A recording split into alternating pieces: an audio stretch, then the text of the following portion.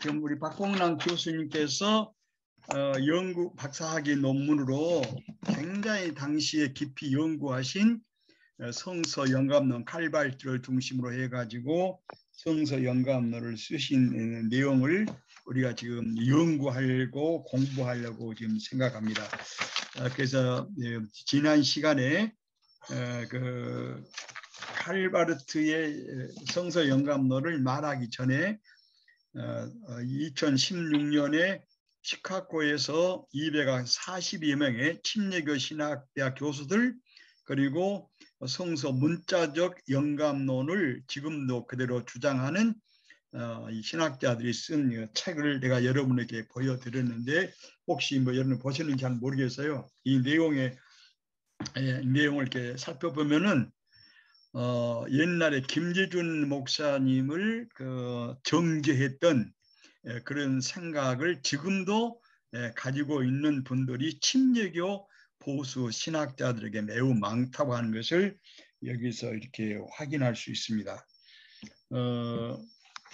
내가 지난 시간에 여러분들에게 잠깐 말씀을 좀 드렸는데 성서에 대한 어마어마한 사랑을 우리 모두는 다 가지고 있습니다. 칼바르트가 그런 말을 했어요. 왜 성서는 교회에서 유일무이한 우리 기독교 신앙의 표준과 기준이 되느냐? 칼바르트 말은 성서만이 유일하게 우리 주 예수 그리스도를 통한 하나님의 구원의 역사를 증언하는 유일무이한 책이기 때문에 성서는 교회에서 가장 유일무이한 신앙과 우리 모든 행실의 유일무이한 본분이 된다라고 하는 그런 말씀을 한 적이 있습니다. 그래서 지난 시간에 내가 잠깐 여러분에게 말씀을 드렸는데 이렇게 지금 성서에 대한 사랑이 너무 깊고 오묘하다 보니까 이 말하면 이제 성서 문자 영감론을 17세기에 크리스트를 비롯해 가지고 독일에서 루터 정통주의, 칼빈 정통주의가 17세기 굉장히 왕성했고 그 다음에 이 성서 문자적 본문 영감설이 미국 프린스턴과 여러 대학으로 이식돼 가지고 우리 한국의 박영룡 교수님께서 프린스턴 대학의 칼바르트를 받아들인 이런 하나님 말씀의 신학을 거부하고 나갔던 반티를 등하지 이런 워터필드 이런 분들이 웨스트민스터 신학교를 세웠어요. 거기에서 우리 박영룡 교수께서는 거기서 공부를 하시고 우리 김재준 목사님, 한경직 목사님, 송창 박사님은 프린스턴 대학에서 공부했기 때문에 그 성서 영감론에 대한 보는 각도가 매우 다릅니다. 그런 면을 제가 말씀을 드렸는데 성서의 문자적인 영감론 또 전적인 영감론을 부르짖는 사람들은 내가 지난번에 말씀드린 것처럼 이 사람들은 연역적인 사고방식을 가지고 있어요. 여러분 우리 논리학에서 귀납법이 있고 연역법이 있지 않습니까? 귀납법은 하나의 무슨 명제에서 뽑아가지고 결론을 낸 거 아니야? 예를 들면 모든 인간은 죽는다. 소크라테스는 인간이다. 따라서 소크라테스는 죽는다. 모든 인간은 죽는다는 이 명제에서 시작해가지고 모든 인간은 죽는다고 하는 것을 내세운 것이 연역법이고 귀납법은 현상 하나하나를 사건 하나를 조사해서 명제로 돌아가는 것인데 모든 사람은 죽는다. 소크라테스는 인간이다. 따라서 모든 인간은 죽는다. 이렇게 결국 귀납법으로 내세운 것인데 성서의 문자적인 또 전적인 오류가 없고 무료하다고 하는 것을 내세우는 사람들은 우리가 똑같이 그분들도 그 관심과 그 생각은 우리가 똑같습니다. 성서에 대한 무궁무진한 사랑과 애정을 가지고 있는 거예요. 성서는 모든 면에서 완전 무결해야 돼요. 그래서 내가 지난 시간에 잠깐 말씀을 드렸지만 성서가 어느 것은 내적으로 외적으로 성서는 창세기, 레위기, 출애굽기, 뭐 사사기 뭐 등등 포함해 사무엘 상하, 열왕기 상하 해가지고 어떤 문장도 틀리면 안 되는 거예요. 그리고 거기 나타나고 있는 사상과 단어가 열왕기 상이 다르고 열왕기 하가 다르면 그건 하나님의 말씀이 아니에요. 이것이 성서의 전적인 문자적인 오류가 없다고 하는 것을 주장하는 분들의 그 쿠빈스트를 비롯해 가지고 칼빈과 루터의 정통주의를 이렇게 미국에서 수입해서 가져간 것인데요. 이같이 그 아주 결정적으로 성서는 하나님은 완전 무결하시다. 하나님이 이 성서 제작에 불러줬다. 구술했다. 딕테이션했다. 따라서 하나님이 완전하시니 불러준 성서를 쓴 저자들도 아무 오류가 없고 따라서 성서는 모든 면에서 완전 무결하다고 하는 이 연역적인 사상을 내세운 건데 이거 한 동기가 있습니다. 여러분들 혹시 이해할지 모르지만 종교개혁 이후에 여러분 나타난 것처럼 계몽주의가 나타나가지고 굉장히 그 전통적인 교회에 대한 비난, 교회 권위에 대한 굉장한 비판이 시작돼서요.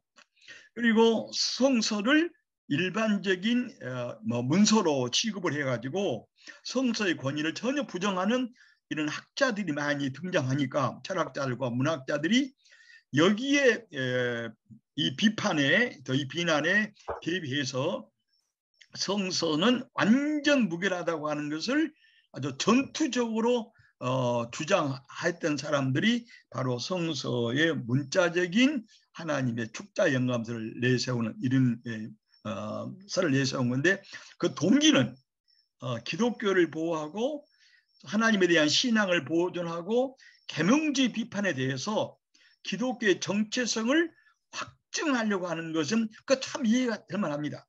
이런 면에서 정통주의가 기독교의 뿌리를 지키려는 점에서는 매우 자랑스러운 점이에요. 그래서 내가 지난 시간에 여러분에게 내가 잠깐 그러면 이렇게 성서가 모든 장들마다 신약, 구약 30권, 신약 27권, 66권이 모든 장수와 절수와 단 하나가 일체 모순이었고 일관되냐?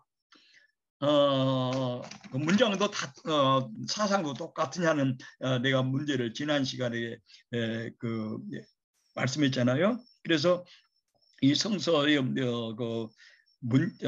무호를 성서의 문자의 무호, 문장의 무호, 모든 사상의 무호를 주장하는 사람들은 신앙과 우리 성서는 우리 신앙이나 또 우리 생실, 우리 행동, 우리 실천에서만 무한 것이 아니고 이분들은 천문학이나 지리학이나 생물학이나 해양학이나 경제학, 수학, 생물, 물리학에 대해서도 일체 잘못이 없어야만 이 성서는 무호에서 하나님 말씀이라고 하는 것을 주장하려고 하는 것이에요. 그래서 내가 지난번에 여러분에게 몇 가지 예를 들었는데 혹시 여러분 기억할 줄 모르겠는데 지난번에 내가 몇 가지 예를 들어서 내적인 성서 안에 내적인 불일치가 있다고 말씀을 드렸는데 창세기 1장 27절 28절에서는 창세기 1장에서는 하나님이 전부 말씀으로 만물을 지어요. 그리고 인간도 하나님 말씀으로 하나님의 형상으로 창조합니다. 똑같이 남자 여자를 하나님의 형상으로 창세기 1장 27, 28절에 하나님이 그의 형상 곧 하나님의 형상으로서 사람을 창조하시되 남자와 여자를 창조하시고 그들에게 복을 주시고 생육하고 번성하고 할 때 똑같이 남자 여자를 동시에 하나님의 형상으로 창조하거든요. 그런데 창세기 2장에는 지난번 2장 뭐가 지난 창세기에서는 흙으로 창조합니다. 하나님이 세상을 창조하시고 흙으로 새를 만드시고 흙으로 무슨 남자와 남자를 만들어 가지고 남자를 잠자게 해가지고 갈릴배를 빼서 여자를 만드는. 그래서 창세기 1장과 2장의 인간의 창조와 세상의 창조가 전혀 다른 거예요. 그런데 성서에게 문자적인 무류 이런 사상의 무료, 이 문장에 전혀 오류가 없다는 것은 이것을 그냥 그 대동소이하다가 보는 거예요. 그럼 뭐 조금 잘못은 지나가자는 것인데, 그러면 일체 잘못이 없다고 하는 무리에 맞지 않는 말 아니겠습니까? 이런 면에서 이 성서에 우리 김재진 목사님께서 성서는 지난번에 말씀드렸지만 우리가 해양학이나 성서의 목적이 경제학이나 천문학이나 혹은 지리학을 쿠멘스는 이렇게 말했어요. 지리학에 대해서도 쿠멘스 때 보면은 일체 잘못이 없다고 보는 거예요. 여러분 그 창조 과학계를 혹시 강의를 들어보셨는지 모르겠는데, 나는 창조 과학계를 회의도 참석을 해봤고 질문도 많이 해봤고 창조 과학계 우리나라의 여러 그 모임에 참석해 본 결과 창조 과학의 모든 교수들은 성서에 이 과학적으로 모든 증명을 해보려고 하는 거예요. 그래서 창세기 1장부터 1장에 다 나오고 있는 7일 만의 창조를 그대로 과학적으로 증명하려고 한 거거든요. 그런데 이미 이것은 다 틀린 걸 다 증명이 됐어요.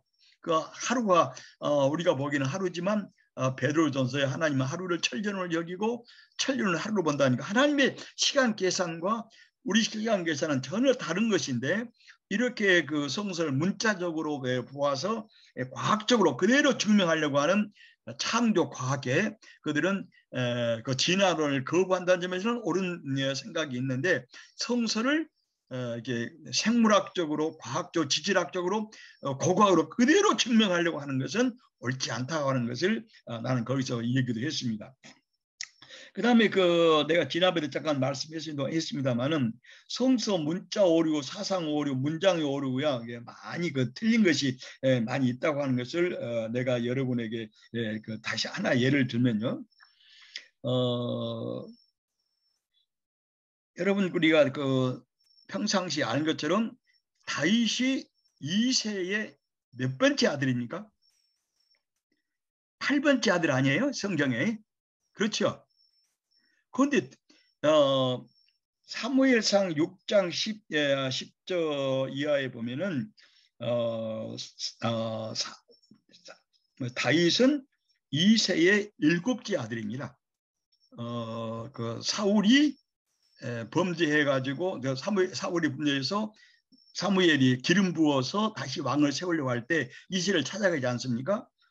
그래서 그 이새를 찾아가가지고 아들에게 기름 부으려고 하니까 하나님이 너는 예물을 버리면 난 속을 본다 그래가지고 마지막에 다윗이 아들이 아니라는 거 7번째, 8번째 다윗이에요.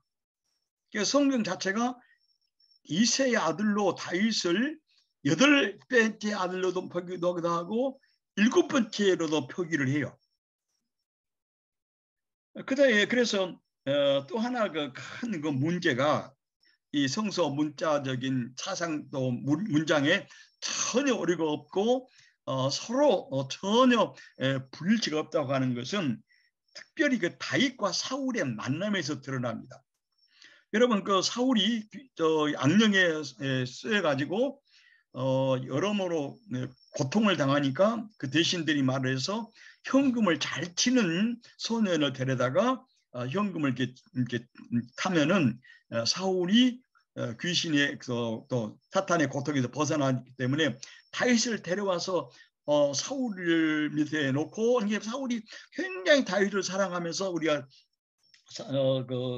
사무엘상 16장 14절 23절을 볼 것 같으면 다윗이 사울에게 오니 사울이 다윗을 크게 사랑해서 그의 무기를 드는 자로 삼고 사울이 말하기를 다윗은 내게 은혜를 입은 자라고 굉장히 둘이 친해요. 이게 첫 번째 만남입니다. 그런데 두 번째 또 만남이 시작해요. 사무엘상 17장에 보면 이게 다윗과 골리앗의 싸움인데, 다윗이 골리앗을 당할 사람이 없으니까 이제 다윗이 굉장히 용맹하다는 말을 듣고 사울이 다윗을 부릅니다. 그래서 사울이 다윗에게 말합니다. 나가라. 하나님이 너와 함께 하시기를 원한다. 그래 놓고서는 사울은 자기가 입었던 군복을 벗어서 입히고 자기가 입었던 그 관을 씌워주고 그래가지고 굉장히 다윗이 골리앗을 향해 나간 것을 굉장히 기뻐하거든요. 그런데 사무엘상 17장 55절에서는 다윗이 골리앗을 향해서 힘써 나가니 사울이 전혀 다윗이 누군지 모르는 거예요. 이거 놀란 거 아니에요? 첫 번째, 사울은 다윗을 처음에는 만나서 자기가 사탄의 또 귀신에 들려서 힘들게 하니까 현금을 타가니까 은총을 입고 굉장히 사랑하고 좋아했고 그에게 무기를 맡기고, 두 번째는 다윗이 이제 골리앗을 전쟁으로 나가니까 사울이 아주 사랑해서 다윗에게 사울왕의 갑옷을 입히고 사울왕의 칼을 주고 사울왕의 관을 씌워준다. 이거 가라고 했는데, 이거 세 번째는 뭐라고 얘기했냐 그러면 사무엘상 17장 55절에서는 다윗이 이렇게 나가니까 사울이 말아요. 사울이 물어요. 저 누구냐 저 다윗이. 그러니까 그 군사령관 아브넬에게 물어요. 저 소년이 누구냐. 그러니까 아브넬이라는 군사령관이 나는 모릅니다. 그럼 이상하지 않습니까? 세 번이나 서로 만나면서도 전혀 모른다는 거예요. 그럼 이것은 성서의 기자가 성서 문자 오류를 말하는 사람들처럼 그냥 하나님 불러줬으면 왜 이런 오류가 생겼을까요? 전혀 맞지 않는 성서에 대한 그 놀라운 사랑 때문에 성서가 가지고 있는 내적인 모순과 이 갈등을 성서의 오류를 없다고 포장한 사람들은 이것을 전혀 인정하지 않고 넘어가 버린다는 거예요. 그 다음 내가 지난 시간에 얘기했지만 그 다윗이 인구조사해가지고 7만 명이 죽지 않습니까? 이거 역대상 21장이 나오는데 역대상 21장 1절에 이렇게 나와요. 사단이에요. 사단이 일어나서 이스라엘을 대적하고 다윗을 총독해. 사단이 역대상 21장에서는 사단이 다윗을 총동질해가지고 인구조사를 하도록 시키는 거예요. 그런데 사무엘하 24장 1절에서는 하나님이 다윗을 총동질해서 인구조사를 시키는 거예요. 그러면 하나님이 총동질했냐 사단이 총동질했냐, 이 성서 자체가 모순되는 내용을 가지고 있는 거예요. 그래서 내가 또 지난번에 말했지만 가나안의 정탐 기사도 민수기 13장 1절에서는 하나님이 모세에게 말합니다. 사람들을 보내어서 가나안 땅을 정탐해라. 그런데 신명기 1장 22절은 이스라엘 백성들이 모세에게서 말하는 거예요. 우리로 하여금 가나안 땅을 정탐하게 하라고. 이런 그 불일치가 있거든요. 하나님이 명령했느냐? 그렇지 않으면 이스라엘 백성들이 와서 우리로 하여금 가나안 땅을 정탐하게 해야 되느냐? 전혀 주가 다르지 않습니까? 그 다음 내가 지난번에 이런 말씀을 했는데 우리 김재일 목사님 말씀했지만 성서는 생물학책이라든지 혹은 무슨 권총학이 아니란 말이에요. 그런데 잠언 6장 7절에 이렇게 말했어요. 개미들은 두령도 없고 감독도 없다. 통치도 없다. 내가 이걸 영어를 찾아봤어요. 영어를 이렇게 되어 있어요. He has no commander. 개미는 has no commander. 명령자도 없고 He has no overseer. 감독자도 없고 He has no ruler. 지배자도 없다. 그러나 열심히 일한다. 이렇게 되어 있어요. 그럼 여러분 내가 지난 말했지만 지금 우리가 개미나 벌이나 다 곤충학이나 벌을 다 연구해 보면 어째서 그 개미에게 두령이 없으며 왜 개미에게 감독자가 없고 왜 개미에게 지배자가 없어요? 그래서 이것을 문자 그대로 말하면 전혀 맞지 않는 것을 성서에 대한 사랑이 워낙 강하다 보니까 이런 전혀 문자적인 잘못이 없다. 만약 있다고 그러면 하나님 말씀이 아니라는 거예요. 이것이 성서의 문자 오류 문자서를 말하고 있는 큰 그 문제점이다 하는 것을 내가 말하고 있습니다. 말한 겁니다. 내가 그 욥기를 많이 자주 읽어봤는데요. 욥기 38장에서 41장까지 보면은 거기 하나님이 욥에게 많은 게 생물학이라든지 천문학을 다 보여줍니다. 이런 말이 나와요. 욥한테 욥기 38장에 이렇게 38장에 이렇게 써졌어요. 네가 땅의 넓이를 청량할 수 있느냐? 네가 알면 말해보아라. 욥이 살 때는 어떻게 땅을 청량할 수 있는 무슨 청량자 있겠어요? 자가 있었겠어요? 그러나 지금은 세계의 땅을 다 조사하고 세계의 넓이를 다 조사하고 끝나지 않습니까? 좀 되면 또 뭐라고 하면 38장 22절에 네가 눈의 곳간에 들어가 봐느냐. 무슨 눈에 곳간이 있겠습니까? 그 당시에는 겨울에 눈이 오니까 이스라엘은 또 다른 눈이 오니까 어디 곳간에 눈이 쌓여 있다가 눈이 난 걸 생각했기 때문에 이렇게 시적인 표현을 했겠지만 이걸 문자 그대로 하면 눈에 무슨 곳간이 있겠습니까? 천고가. 그 다음에 비한테는 뭐냐면 비한테 무슨 아버지가 있느냐? 이슬 방울은 누가 나가느냐? 이렇게 해서 지금으로서는 전혀 맞지 않는 물리학이든지 자연의 생물학에도 맞지 않는 이런 내용들이 성서에 있습니다. 그 다음에 뭐라고 하냐면 산의 염소가 새끼 치는 것을 내가 아느냐? 언제 새끼 난 걸 내가 본 적이 있느냐? 그때 당시 어떻게 그 욥기가 써져 있던 뭐 BC 한 600년 전, 뭐 400~500년 전에 그 당시 어떻게 이걸 볼 수 있겠어요? 그러니까 이렇게 썼겠지만 지금은 산 염소가 새끼 치는 걸 왜 모르며 또 사슴이 새끼 나는 때를 왜 몰라요? 다 알고 있지 않습니까? 이런 면에는 이 성경은 우리 김재진 목사님이 말했고 칼발트가 말한 것처럼 성서는 자연과학책이 아니에요. 성서는 이와 같이 목축을 쓰려고 한 책이 아니거든요. 이것을 지금 오해를 해가지고 섞어가서 만약 이것이 조금의 틀리면 하나님 말씀 아니에요.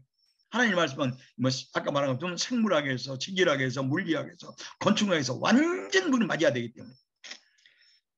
그 다음에 그 욥기 40장 13절에 뭐냐면 네가 악어의 가죽을 벗길 수가 있냐 그러거든요. 그 당시 어떻게 악어 가죽 벗기겠어요? 그 무슨 악어 가죽을.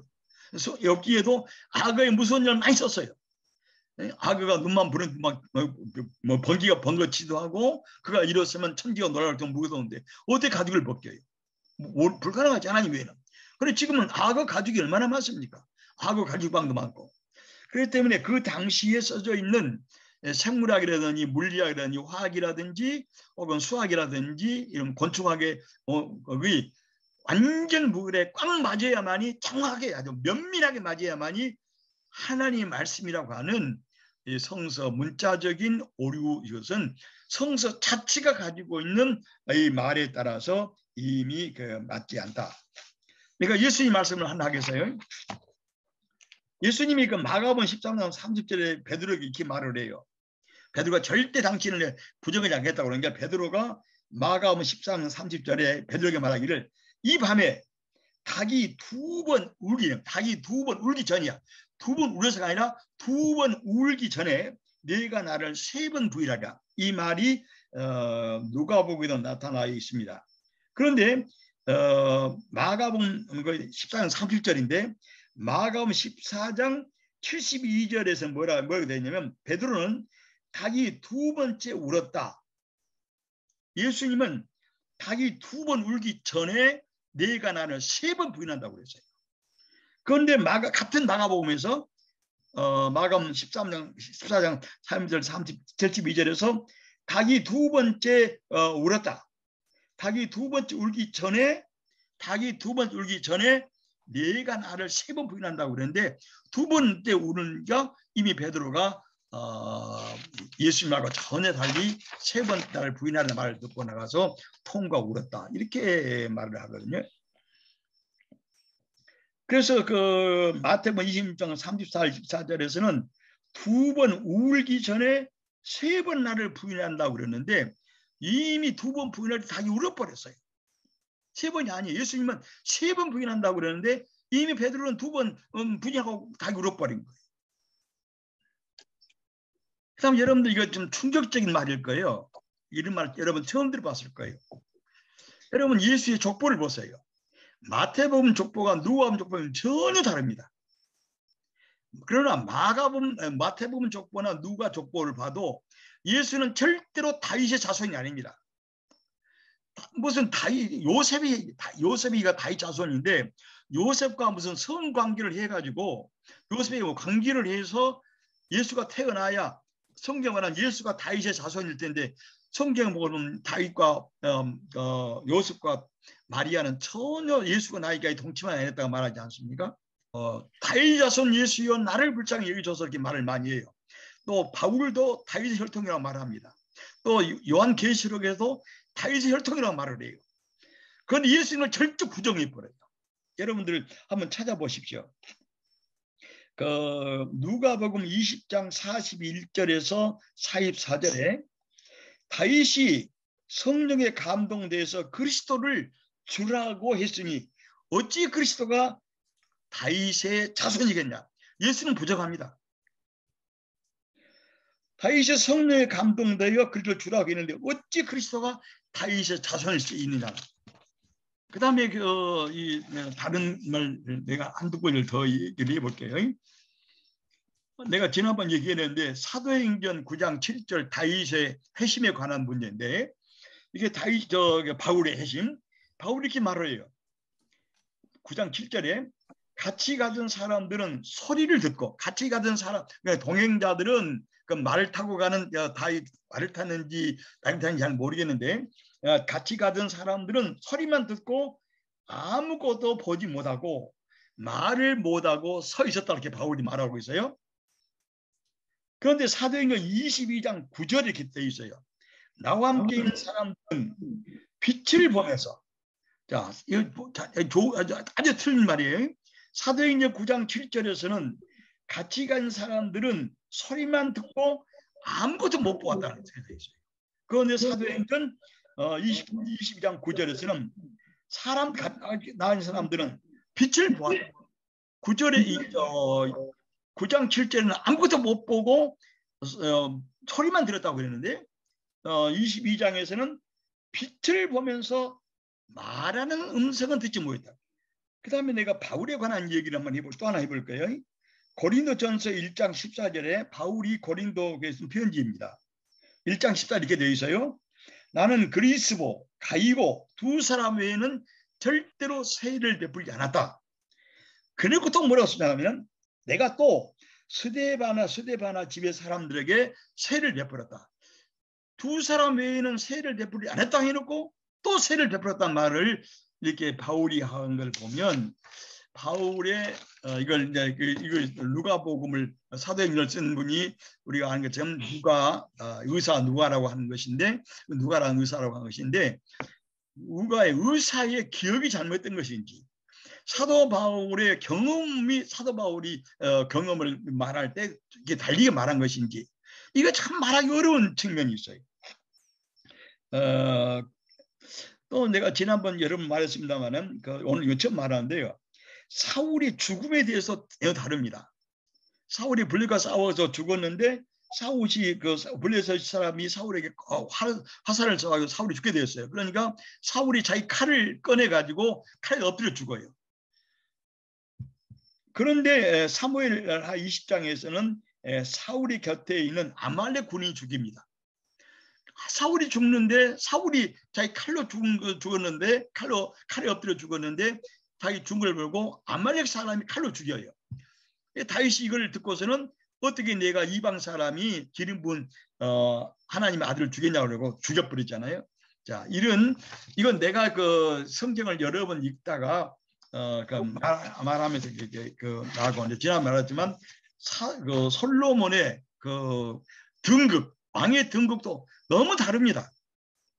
그러니까 이러한 매우 다른 또 문서 성서 자체가 문장으로 사상으로 전혀 다른 내용을 가지고 있는데도 불구하고 성서의 오류 문장적으로 문장적으로 절대 오류가 없고 완전 무결해야 하나님 말씀이고 그 1점이 틀리면 하나님 말씀이 아니라고 하는 것은 정말 옳지 않는 성서에 대한 사랑이 너무 크다 보니까 성서 자체가 가지고 있는 여러 가지의 오류들을 이 사람들은 다 지나가 버린 거예요. 그래서 우리 칼빈이 그런 말을 해요.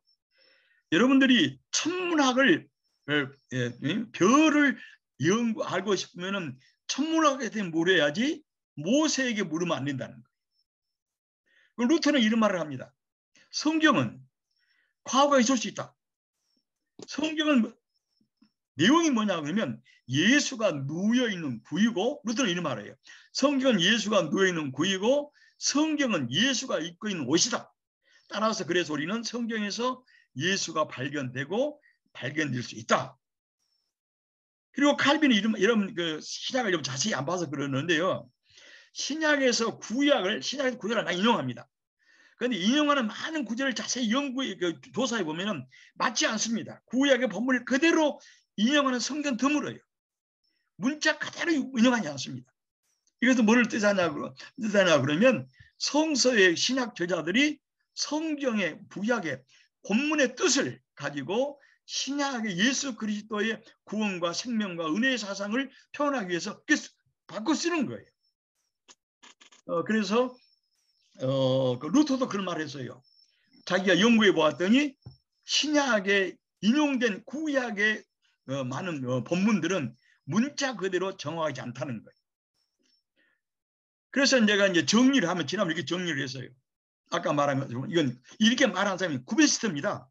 독일의 루터의 정통지 신학자로서 아까 말한 것처럼 계몽주의에서 기독교를 반대하고 성서를 반대한 사람들에게, 학자들에게서, 철학자들에게서, 수학자들에게서 기독교를 변증하고 변호하고 성서가 하나의 말씀이라는 것을 아주 완전하게 증명하려고 쿠베스트가 이런 이론을 내세웠는데, 그 이론의 동기와 만든 이론의 동기와 그의 뜻은 매우 가상해요. 지금도 우리가 그 동경할 만합니다. 그러나 이것이 성서 자체가 가지고 있는 그 오류와 맞지 않은 내용을 내가 몇 가지 예를 들었는데, 여러분 구약교련 책을 난 책을 다 옛날에 잘 읽어버렸지만 내가 그 신학교 2학년 때 구약교련 책을 우리 김정준 박사한테 배웠는데, 구약교련 책을 읽으면 성서의 그 모순이 엄청나게 많은 거예요. 이것을 전부 지금 넘겨버리는데, 이것을 칼발트나 우리 김정준 박사가 말씀한 것처럼 성서는, 지난 말은 다시 요약합니다. 성서는 목적이 있어야 돼요. 목적. 뭔 그릇은 목적이 있듯이 성서의 목적이, 김정준 목사가 우리 칼발트 말하면 성서는, 칼빈이 말하면, 루터가 말하면 과오가 있을 수 있으나 루터는 그 말이에요. 그 과오는 세부적인 문장에 관한 것이고, 루터는 말하기를 주제, 도나, 자해, 명계, 본문 자체의 주의의 핵심에 대해서는 절대 과오가 없고, 루터에 의하면은 예수 그리스도를 통해서 하나님이 모든 인간을 자기가 화해시키고 구원한다는 이 진리는 절대로 무하다고 루터가 말하는데, 이것도 우리 김준일 목사님 말씀하셨고 칼발트가 말했어요. 그래서 성서의 목적이 지난 말한 것처럼 생물학을 가르친 것도 아니고, 또 바울이 고린도전서나 또 에베소, 빌립보, 갈라디아, 로마서에서 천문학이나 생물학이나 지질학을 가르친 게 아니지 않습니까? 여러분 아까 내가 잠언 6장 6절을 계명에는 두려움이 없다고 썼는데, 여러분 잠언은 이런 곤충을 쓰려고 아니에요. 잠언의 목적이 뭐냐? 목적이 하나님을 경외하는 것이 지혜의 근본이고, 지혜의 오른쪽에는 장수가 있고 왼쪽에는 복과 은혜가 있다. 지혜를 내 마음의 판에 새기라. 그러면 네가 하나님과 사람 앞에서 존중의 여김을 받으리라.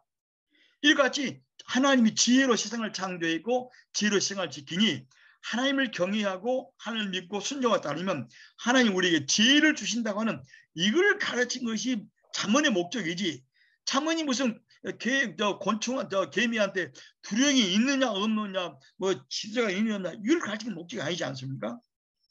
이런 면에서 성서의 목적이 과학이나 생물학이나 화학이나 지질학이나 혹은 무슨 연금술이 아니고, 목적 자체는 루터가 말한 것도 칼빈이지만 일점이 틀림이 없는 것은 하나님이 예수 그리스도를 통해서 모든 인류를 죄와 사망에서 구원하려고 하는, 하나님과 화해시키려고 하는 이 주제에 대해서는 일점 일획이 틀림이 없다.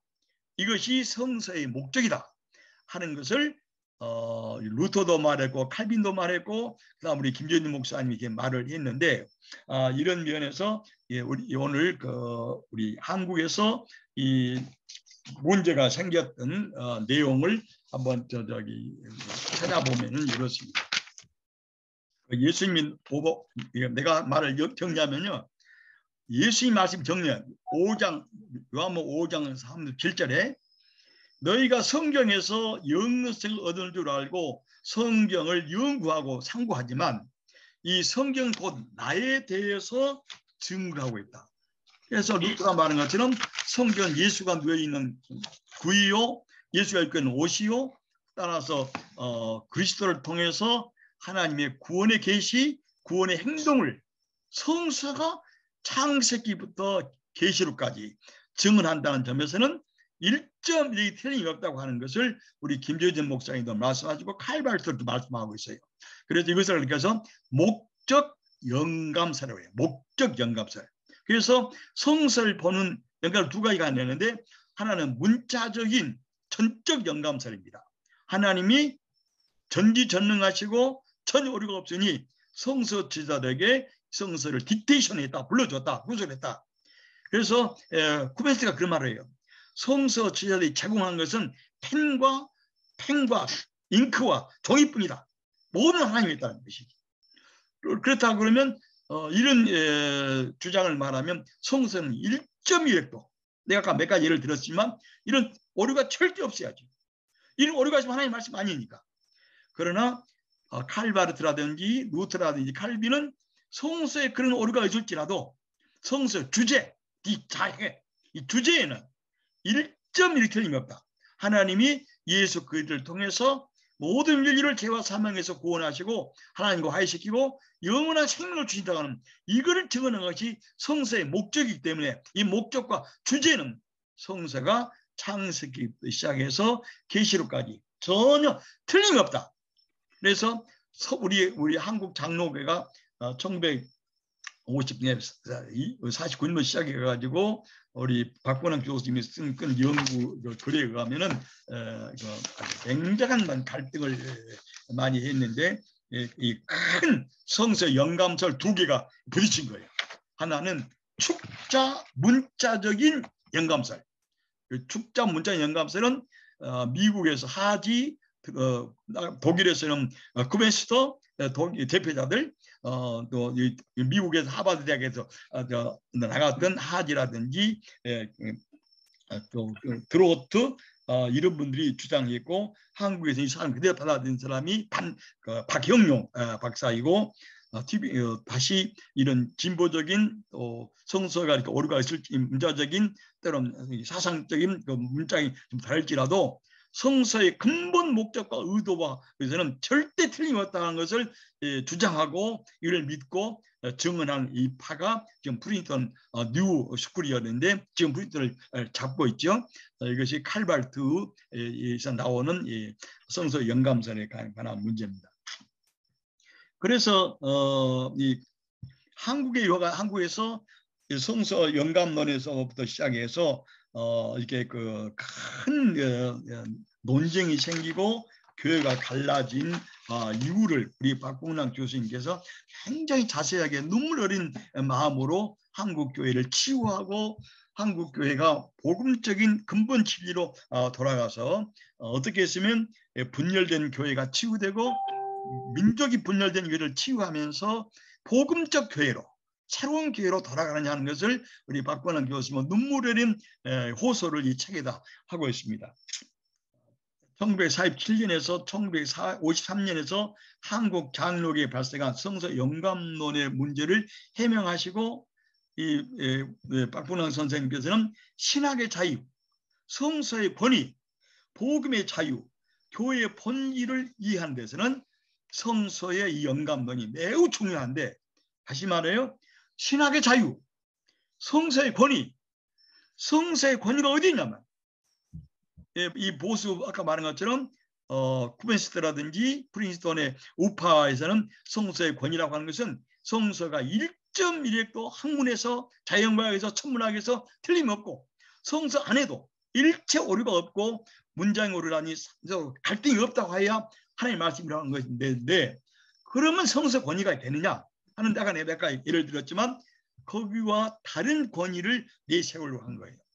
칼빈과 루터가 말한 것처럼 성서에 그러한 권위가 가오가 있을 수 있으나 성서의 주제가 성서의 목적이 1.1획도 예수 그리스도를 통해서 우리를 죄와 사망에서 구원해 해방한다는 이 측면에서는 성서는 1점 틀림이 없다고 하는, 여기에서 권위가 있는 것이지 성서가 무슨 지질학에서 역사학에서 생물학에서 분자 생물학에서 1점 틀림이 없다고 그래서 성서 권위가 있다 하는 것을 서로 이제 달리 보는 거예요. 그래서 우리 김재진 목사님을 이단이라고 몰아냈던 박영용 지금 사당동 신학교 그쪽에서는 김재진 목사님은 신신학을 하고 있고, 따라서 성서의 권위를 부정하고 있고, 성서가 과학에서 생물학에서 잘못이 있다고 하는 것은 성서의 영감들을 부정하기로 해가지고 우리 당시에 조선 지금 한신대학이죠. 조선신학과 김재진 목사님을 부정을 하고, 그 다음에 조선신학교를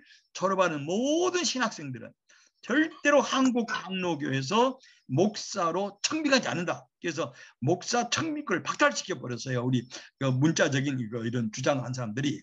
이게 사상의 싸움이지만 역사적인 측면에서는 우리 당시에 조선신학교밖에 없었는데 한신대학교 그 조선신학교 학생들을, 모든 학생들을 완전히 목회를 못하도록 해버리고 새롭게 신학교를 만들어서 평양신학교, 또 한국의 그 보수 근본주의 성비사들이 만든 그 신학교를 남산에다 다시 만들어서 박영용 박사를 이렇게 학장으로 세워가지고 나갔던 것이 당시에 내가 우연히 나는 한신을 다닐 때 남산의 신학교를 가봤어요.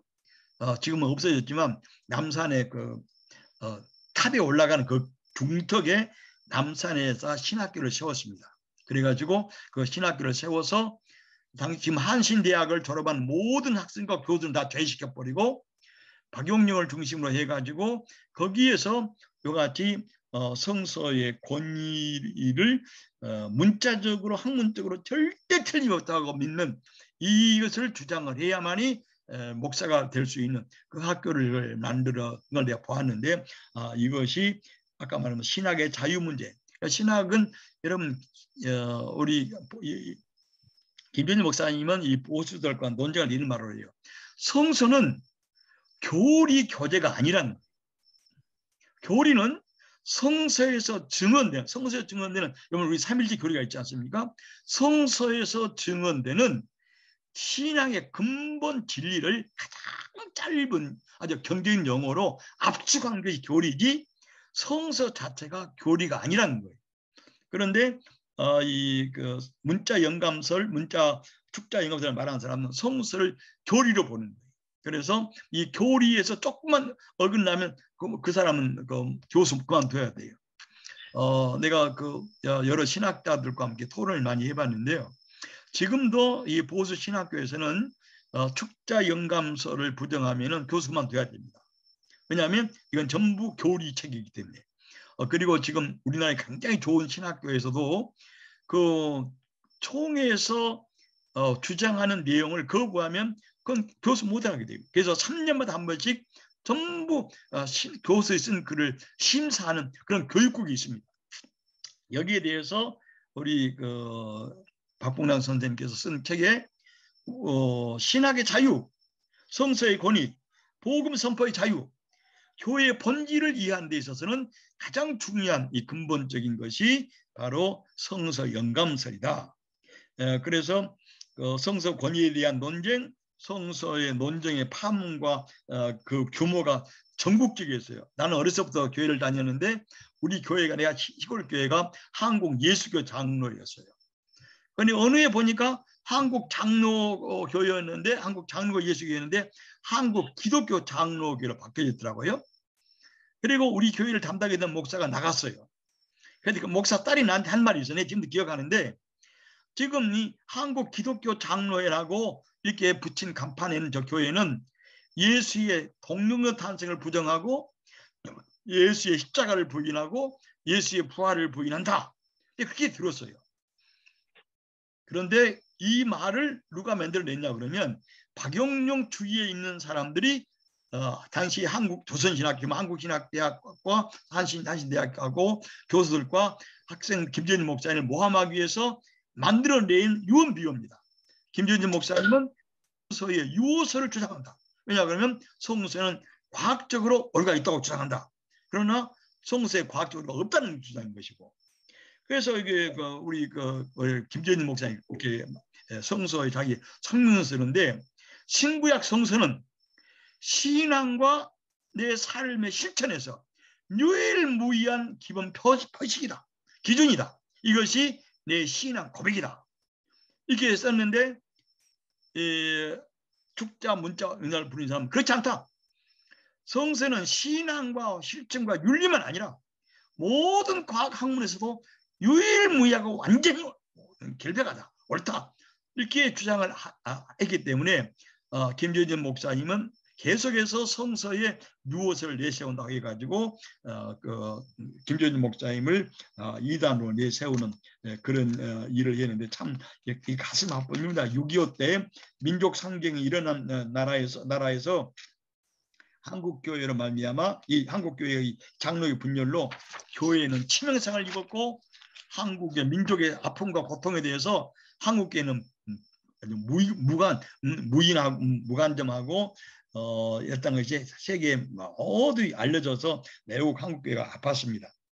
이같이 이 분쟁을 겪으시면서 우리 박본양 교수님께서 이렇게 말씀하세요. 성서에서 무엇이 선포되고 무엇이 증언되고 있느냐? 이 첫째 질문이 박본양 교수님께서 책에. 두 번째로 성서는 어떤 책이냐? 세 번째로 성서는 우리에게 뭘 말하느냐? 이 세 가지 질문을 계속 하지 않고 여기에 대한 질문에 대답하지 않는 교회의 선포는 이미 죽은 선포에 불과하다고 아주 굉장히 강경하게 책에 썼습니다. 그래서 이 문제에 대한 신학적 해답을 찾고 교회의 새 방향을 제시하는 것이 신학자의 임무요, 신학의 임무이기 때문에 우리 박건환 선생님께서 1952년부터 1958년까지 다행히도 이 문제를 유럽과 독일과 모든 세계에서 연구된 깊이 연구하고 이것을 집대성해서 칼발트 성서 영감론을 쓴 건데 이런 면이 자기 한국 교회를 치유하는데 공헌할 수 있으리라고 본다고 썼습니다. 그러면 이와 같은 사상의 배우의 뒤에 우리 박분환 선생님께서는 이 한국 교회가 이렇게 성서 영감론으로 분열되는 역사적 배경을 아주 교회사 선생보다 훨씬 잘 썼어요. 어떤 교회사 선생도 우리 박본환 교수님의 조신학처럼 이 한국 교회의 분쟁 역사의 배경을 잘 쓴 책이 없어요. 한국 교회. 우리 민경배 선생이 매우 훌륭한 선생이지만 이 박본환 교수처럼 이렇게 분석적이고 조직적으로 한국 교회 분열사를 이렇게 치밀하게 쓰신 분이 아니에요. 이게 뭐냐면은 한국은 칼빈의 근본주의가 한국교회 이식되어서 교권주의와 교회제도를 확립했다. 미국의 근본주의가 한국교회에 이식되어서 한국의 교권주의를 만들고 교회제도를 확립했고, 서양 선교사들이, 미국 선교사들이 한국 장로교회의 근본주의 신학을 이식했고, 여기에 바로 한국교회의 분쟁의 씨앗이 이미 심겨져 있다라고 우리 박건환 교수님은 쓰고 있습니다. 그 다음에 1901년에 평양 장로교 시작되는데 평양 장로교 신학대학은 근본주의가 이렇게 지배해서 아까 말한 것처럼 문자적 전문 영감살이 지배했기 때문에 이걸 반대한 것은 전부 이단인 것이죠. 그 다음에 선교 정책에서는 신학교육이 있는데 여러분 선교 정책은 네비우스 정책 아닙니까? 여러분 네비우스 정책을 신학교에서 배웠을 텐데 네비우스 정책은 자치예요. 스스로 교회를 선교사 없이 예비 요구 없이 교회는 스스로 자치해라. 두 번째로 교회는 자립해라. 외부의 도움을 받으면 안 된다는 것이죠. 그 다음에 네 번째로는 자립 전도해라. 절대로 외부에서 도움받아서 전도하지 말고 스스로 자립 전도하는 이것이 네비우스 세 가지 발전인데 이것이 아마 우리 한국의 교회 크게 발전했습니다. 우리가 외부의 선교사에 도움받지 않고 스스로 우리 장로 제도를 만들어 가지고 지금 다 진정하고 있고 전부 지금 경제 자립을 하고 있고 그다음에 자립 전도를 하고 있는데 지금 경제 자립이 못한 이유는 내가 지난번에 시골에 가보니까 내가 그 1976년에 스위스 유학 가기 전에 3년 동안 목회했던 교회가 시골 교회인데 한 100여명 모았어요. 이번에 가봤더니 시골이 완전히 좀 확폐화되니까 아픈 신자들만 20명 앉아 있어요. 거기서 어느 목사를 만났는데 여자 목사는 아픈 신자 노인들만 10명 데리고 있어요. 그러니까 요즘 농촌에서는 농촌과 어촌의 목회자들은 정말 기하선상에 함에게 되어 있어요.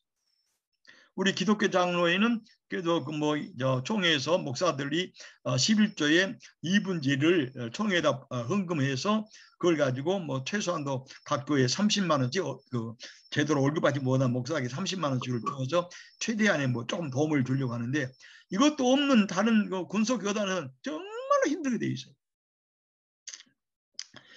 그다음에 이 교육 신학 교육은 뭐냐 그러면 한국인을 전도사와 선교사를 사용할 때 절대 미국 돈을 주지 말라는 거예요.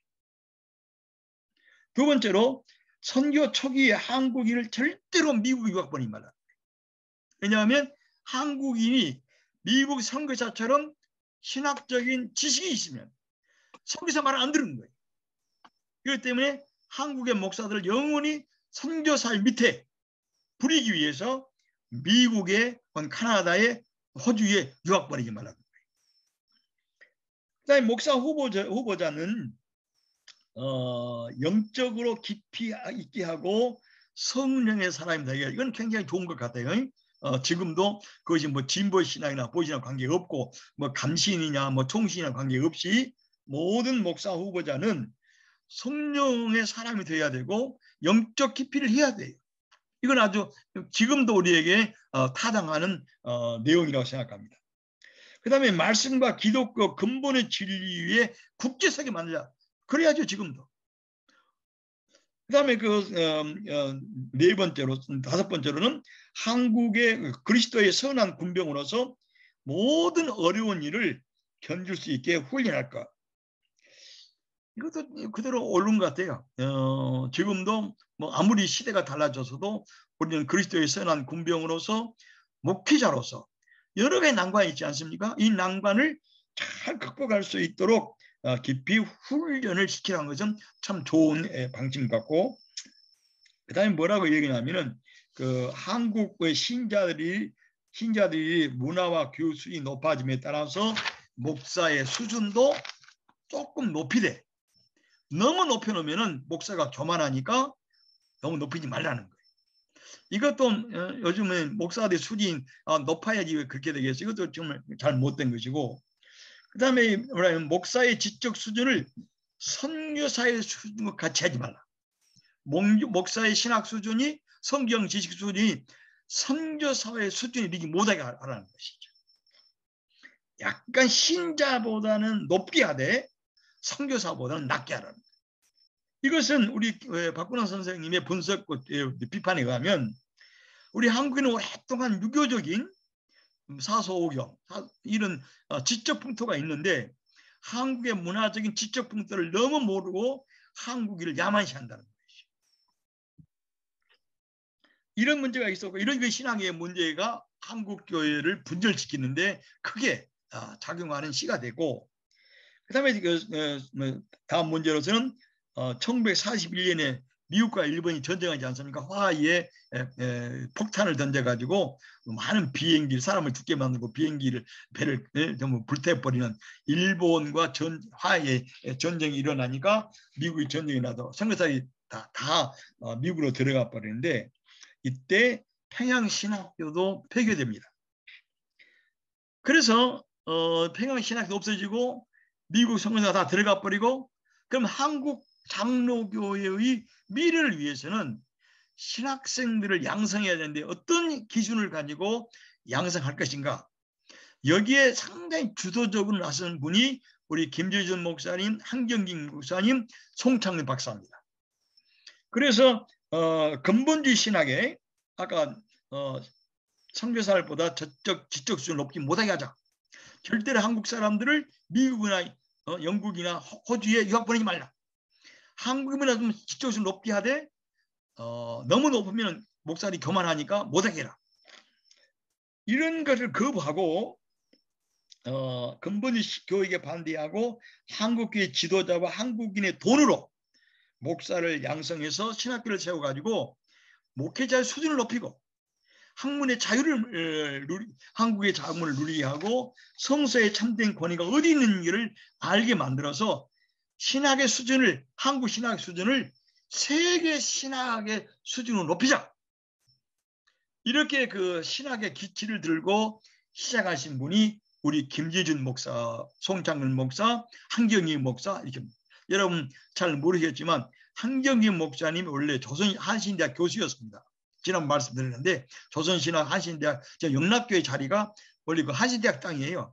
그런데 그 여자신학교인데 여자신학교의 교수를 교장을 시켰는데 6.25 전쟁 때 평양에서 신의주에서 목회했지 않습니까? 한경희 목사님께서 신의주에서 워낙 피난이 모여드니까 그 여자신학교를 교회로 만들었고 그 땅을 한경희 목사님이 가져가 버렸어요. 그래서 우리 그 김재준 목사님 책에 보면 그것 때문에 굉장히 갈등이 큰 것을 볼 수 있는데 그래서 이 변화된 한국의 상황과 역사를 비춰해서 신학 교육을 한번 제대로 해보자. 우리가 언제까지 선교사의 선의 아래서 살게 되냐. 우리도 자주정신을 가지고 신학의 자주정신을 해서 세계인 학문을 만들자. 그리고 세계를 해보자. 복음의 자유를 누리자. 한국인에서 아까 성령의 사람이 되게 만들고 신학을 만들면서 학문의 높은 본을 달아 올려서 세계를 섬기는 교회를 만들자. 이 기치를 들고 평양 신학교를 문 닫아버리고 선교사는 다 들어가 버리고 한국 장로교는 미래를 위한 목회자가 없기 때문에 미래를 위한 목회자를 기르기 위해서 이 신학교를 세웠습니다. 그래서 이렇게 그 처음에 우리 김재준 목사님께서 이 글을 쓰셔서요 신학교를 조선신학교를 만들면서 우리는 복음 선포에서와 지적 수준에서도 세계 교회 수준에 도달할 수 있는 목사를 양성하고자 한다. 여러분 얼마나 좋습니까? 아까 말한 것처럼 절대로 한국 목회자들을 외국으로, 미국으로, 카나다로, 영국으로 유학 보내지 말라. 여기에 반대해서 김재준 목사님은 우리는 복음 선포에서와 선교 지적 수준에서도 세계 교회의 수준에 도달할 수 있는 목사를 양성하자. 두 번째로 한국 교회를 위한 가장 복음적 신학을 목표로 하고 자유한 신학 연구를 보장하자. 교리 한국의 문자적으로 학문적으로 책문학으로 틀렸다고 말한 교수에서 배제된 이런 신학의 자유가 없는 데 대해서 신학을 자유롭게 연구할 수 있는 신학의 자유 연구를 보장하자. 세 번째로 현대 빛에서 칼빈 신학을 강조하자. 그러나 교수가 눌려서 권위를 할 것이 아니라 자발적으로 자유한 이해를 통해서 칼빈을 자발적으로 연구하고 자발적으로 이해해서 우리가 칼빈 신학을 주장을 해야지 교수가 강제로 억지로 주장해서는 안 된다고 하는 것을 우리에게 쓴 것입니다. 그 다음에 그 네 번째로 성서 연구의 비판적 방법을 받아들이고 성서의 참된 유해를 위해서는 비판 연구가 필요하다. 여러분 모세 오경을 전통적으로 모세 썼다 그렇게 말하지 않습니까? 지금도 아까 무류적인 성서의 문자적 축자를 말하는 그렇게 말하고 있는데 여러분 그때는 얼마나 성서 연구가 발전됐습니까? 그래서 모세 오경을 모세가 썼다고 하는 현재 학자는 거의 없을 겁니다. 그래서 김재준 목사님 이렇게 말씀하세요. 창세기, 출애굽기, 레위기, 민수기, 신명기가 누가 언제 어디서 어떻게 썼느냐. 그래서 그동안에 많은 학자들이 지적 연구를 통해서 과학 연구를 통해서 수많은 연구가 되어 있으니 이 연구를 자유스럽게 해가지고 성서의 본문의 핵심으로 파고 들어갈 수 있도록 해보자. 이것이 성서 연구의 비판적 방법입니다. 여러분 이 비판이란 말이 여러분 잘 모르실 거예요. 우리 박근홍 선생님께서 교의학 개론에 교의학 방법론에 잘 쓰셨어요. 비판이란 뭐냐?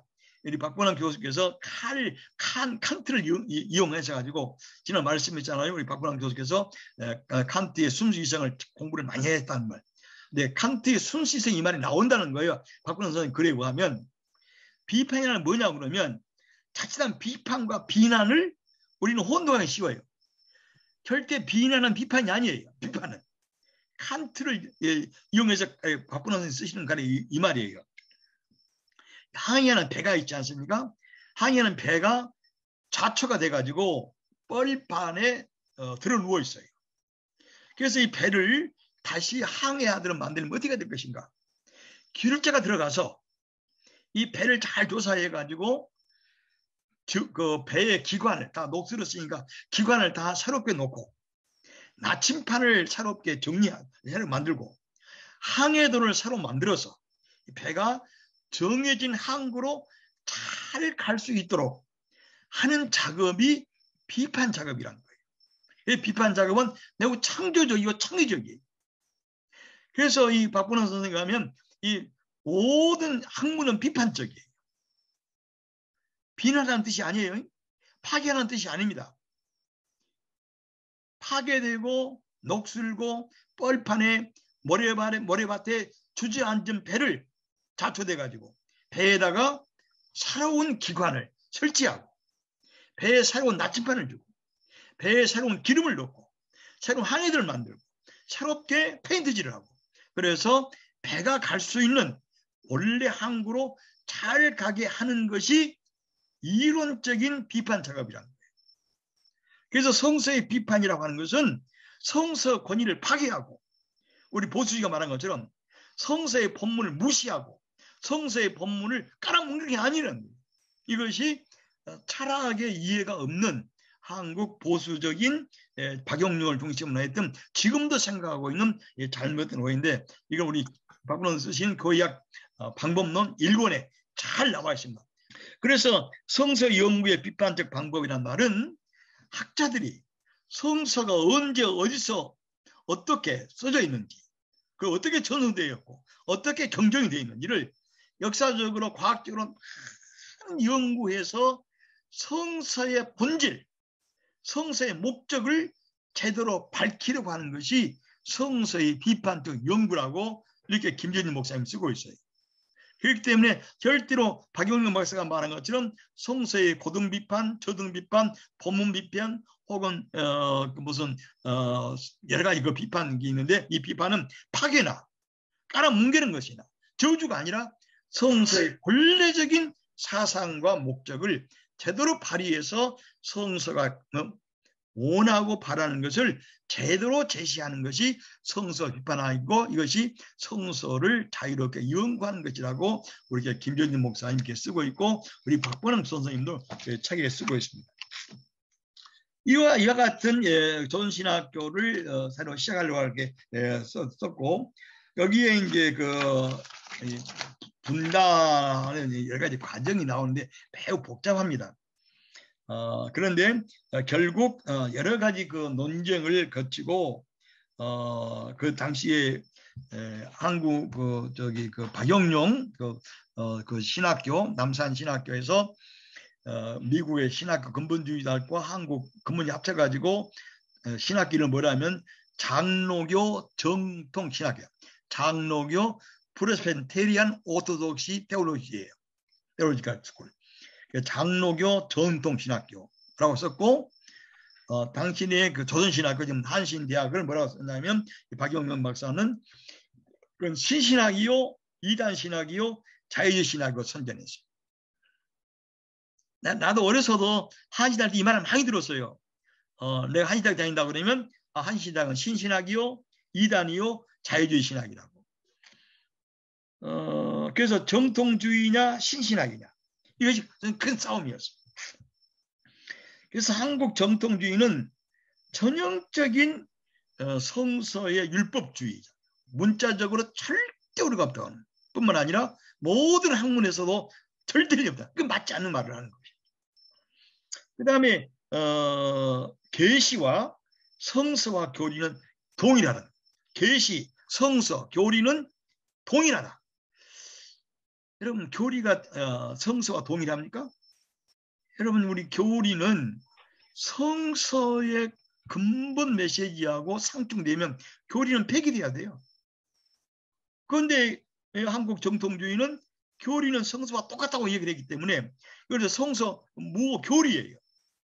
그럴 때는 무교리를 비판하는 것은 성서를 부정하는 것이고 계시를 부인하는 것이고 이것도 역시 연역적인 방식이에요.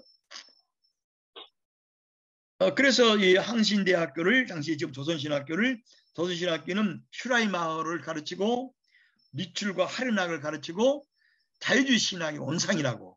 그래서 따라서 조선신학교를 졸업한 사람들 한신대학은 구원이 없다. 내가 그 신학학 시절에 가끔 조영기 목사의 설교를 들으러 갔어요. 그러면 조영기 목사 그런 말을 해요. 한신대학교 이런 모든 학교에서는 자유주의 신학을 가르치고 정치 참여를 하기 때문에 가론 유다가 많이 나타나고 있고 따라서 그런 신학교에서는 그런 교파에서는 구원이 없다. 구원은 순복음교회뿐이다. 이렇게 말합니다. 근데 순복음교회가 구원을 줍니까? 조영기가 구원을 줍니까? 아까 내가 말한 성서의 목적이 예수 그리스도를 통한 하나님의 구원의 계시 행동이에요. 이것을 제대로 밝히려고 하는 것이 우리 김재진 목사님을 중심으로 했던 한경희 목사님 등등 해서 송창은 박사 해가지고 그 후에 이제 같이 참여하신 분이 이장식 교수라든지 선암동 목사라든지 그 뒤로 이제 정경은 교수님, 박본호 선생님 그 신학 공부에 모셔가지고 아주 탄탄한 신학의 자유를 보장하고 한국의 신학 모든 목사들을 세계적인 신학 수준을 만들고 그리고 저는 학문의 자리를 만들고 신의 양심을 만들고 선교자를 만들려고 하는 것을 주장을 한 건데 그걸 신신학이요, 이단신학이요, 자유신학이라고 이렇게 매도해가지고 한신대학 조선신학 기장은 구원이 없다라고 이런 산당론법으로 매도했습니다. 매우 가슴 아픈 일이고 정말로 사태를 왜곡한 모독한 것, 진리에 모독된 것.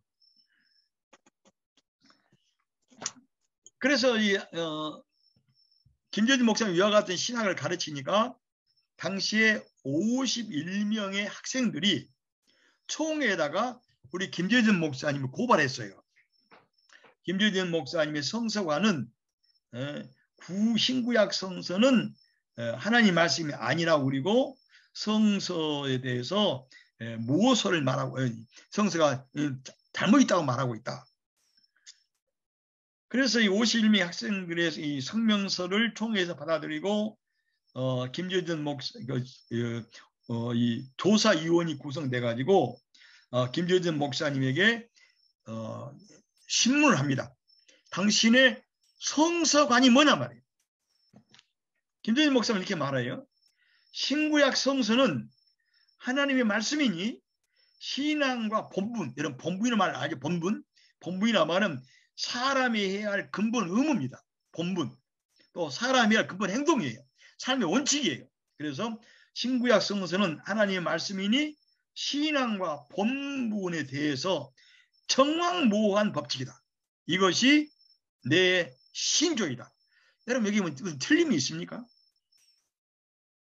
두 번째로 내가 신구약 성서의 권위를 인정하지 않는다는 거짓말을 하는 것은 성경이 하나님 말씀으로서 성경의 권위를 부정한다는 말이다. 우리 김재진 목사님과 조선신학교를 부정하고 반대하기 위해서 박영영 목사의 일파들이 만드는 말이 김재진 목사님은 신구약 성서의 권위를 부정하고 이거 부정한 것은 결국 성경의 하나님 말씀이 아니라고 하는 것이다. 그러나 우리 김재진 목사가 이에 대한 대답합니다. 구약 39권은 동일한 저자가 아니지 않느냐. 아까 말한 같은 저자인 경우에도 사도 바울이나 마가복음이나 또 누가복음에도 사도행전에도 같은 저자인 경우에도 틀린 게 있잖아요. 그래서 김재진 목사님 구약 39권은 동일한 저자가 아니고 동시대 저자가 아니다. 저서가 아니다. 누가 어디서 언제 어떻게 기록되었고 언제 어떻게 그런 책들이 경전으로 수집되고 모았는지를 연구한 것은 수많은 학자들이 연구하고 있다. 그래서 지금까지 모세가 썼다고 하는 오경예설도 이 수많은 학자들이 부정하고 있지 않느냐. 내가 이것을 가르친 것이지 내가 성경의 권위를 부정한 것은 절대 아니다. 그 다음에 이렇게 보였습니다. 성서 이런 과학적 연구 방법, 역사적 탐구, 고증, 고고학을 통해서 전통적으로 인식된 내용들이 변경되고 있지 않느냐 지금. 이 학문을 세계를 모르니까 그렇지 다 이렇게 되고 있는 것을 왜 당신들은 모르냐는 것이. 그러나 중요한 말이에요. 그러나 이런 고고학이라든지 과학적 방법을 통해서 전통적으로 인식된 성경의 이해가 틀리다 하더라도 근본 내용에 있어서 변경된 것은 없다. 성서 그건 연구 방식에 불과한 것이고 그건 지식에 불과한 뿐이지 신앙에 관해서 우리 구원에 관해서는 전혀 관계가 되지 않는다. 성경이 하나님의 말씀이 되는 점에서는 하등 변화가 없다. 그래서 성경은 하나님에게서 구속의 경륜, 하나님에게서 구속의 경륜을, 여러분 구속의 경륜, 여러분 경륜이란 말이 무슨 말이냐 하면은 일정한 계획을 가지고 사건을 조직적으로 조직하고 진행시키는 뜻이에요. 하나님의 경륜을 말하는 하나님의 경륜. 하나님의 경륜은 하나님이 아무렇게나 말한 것이 행동한 것이 아니고 하나님은 일정한 계획을 가지시고 그 구원의 사건을 차근차근으로 조직하고 진행시키는 이 과정을 경륜사라고. 그래서 모세 오경은 모세에게서 거론되었으나 모세에게서 전승한 것을 모세가에게서 전승된 것을 후세 사람이 기록한 것은 하나님의 말씀을 그 저자가 기록한 것이다. 하나님의 영과 생을 체득한 예수의 영과 예수의 생을 터득한 또 체득한 자기 것을 만든 제자들이 예수의 말씀을 후에 기록한 것과 똑같다. 또 바울의 편지가 예수의 정신, 예수의 영, 예수의 생명을 전적으로 체득해서 썼기 때문에 성서와 동등한 권위와 자격을 갖듯이 구약이 그렇다. 이렇게 대답을 합니다. 그러면서 성경은 하나님의 구속 경험을 수행하신 역사적이다. 다시 말해요. 성경은 하나님의 구속 경륜, 아까 말했죠. 경륜, 하나님께서 그냥 아무렇게나 일한 것이 아니고 하나님께서는 일정한 계획을 가지시고 이스라엘을 구원하고 해방을 구원 또 인류를 죄에서 구원하는 그 계획을 가지시고 사건을 조직적으로 해석하고 진행한다는 뜻인데 구속 경륜을 수행하는 역사적 계시이다. 그것은 산에서 나무가 자라듯이 수천 년을 통을 통해서 자라왔다. 나무에 뿌리가 있고 줄기가 있고 가지가 있고 잎과 열매와 꽃이 있듯이 성경도 그런 부분이 있으니 서로 연합해서 통일된 유기체를 이루고 있다. 두 번째, 성경에 오류가 있었다고 하는 것은 이렇게 말합니다. 그 유서라고 하는 신학자가 이 보수자하고 본문 연감선을 말하는 사람인데 6천년 창세기 1장은 6천년 역사를 인류 역사와 전부 대조해가지고 보수파들이 공부했는데 그 맞지 않은 걸 다 드러났지 않았느냐. 그러므로 현대 창세기를 현대 천문학과 지질학과 부합시키는 시도는 실패했다. 왜냐하면 성서가 천문학이나 현대 지질학을 가리킨 것이 아니고 하나님의 구속 역사를 말한 것이기 때문에 옳지 않은 틀리다는 것이고 성경 역사의 연대표나 과학적 사실을 가르치거나 지리학이나 천문학이나 인종학을 가르치는 게 목적이 아니다. 그것은 성서의 중심이 아니고 성서가 그것도 이에 대해서는 성서가 정확하지도 않다. 과학적으로 아까 말한 것처럼 정확하지 않은 면이 있다는 것이죠. 그래서 말하기를 갈릴레오 지동설은 성경을 파기하는 이단이라고 정죄한 로마 교황이나 로마의 수도성처럼 여러분들이 나의 말을 말한 것을 이렇게 말한 것은 바로 이 교황의 과오를 여러분들이 반복하는 것이다. 바로 나는 성경의 정확무함을 확신한다. 그것은 내 신앙의 본질의 확고부동한 이정표고 지표고 기준이다. 그 다음에 이 교리 문제에 관해서 아까 말한 것처럼 보수 박영훈 목사에서는 교리와 성서와 계시는 동일한 거예요. 그런데 김재준 목사님은 그렇지 않다. 교리는 구약 신약은 교리 교재로 쓰여진 것이 아니다. 하나님의 역사적 계시 행동의 기록이다. 자기의 교리를 변화하려고 성경의 본질을 애고갈까봐 두렵다. 자기 교리를 아주 확고하게 하려고 성서에 나타나는 여러 가지 오류를 아까 내가 요리 몇 가지 말하지 않았습니까? 이것을 전부 무관심에 넘어간 것은 그렇게 할까 두렵다. 나는 성서의 문자적 자구의 무엇기를 변증하려고 그것을 교회의 전통으로 알고 새로운 교만으로 이런 교권을 끼고 중세의 종교재판 하는 것을 거부하고 있다. 그 다음에 이 김재준 목사님을 박영영 파에서 뭐라 하냐면 이 사람은 사도신경을 거부한다고 썼어요. 그러니까 이렇게 말합니다. 나는 사도신경의 한 구절을 매일 묵상하고 있고 그들은 믿고 장로의 선조를, 장로의 이름 신조가 많지 않습니까? 가장 중요한 신조가 하이델베르크 신조입니다. 그 하이델베르크에서 우리 칼빈의 신학을 받아들였던 신학자에 모여가지고 쓴 책이 하이델베르크 신조인데 신학을 쓴 것이고 그런 면에서 나는 신조를 그대로 먹고 있다 이렇게 썼습니다.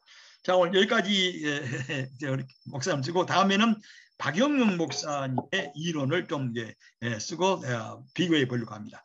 혹시 여러분 질문 있습니까?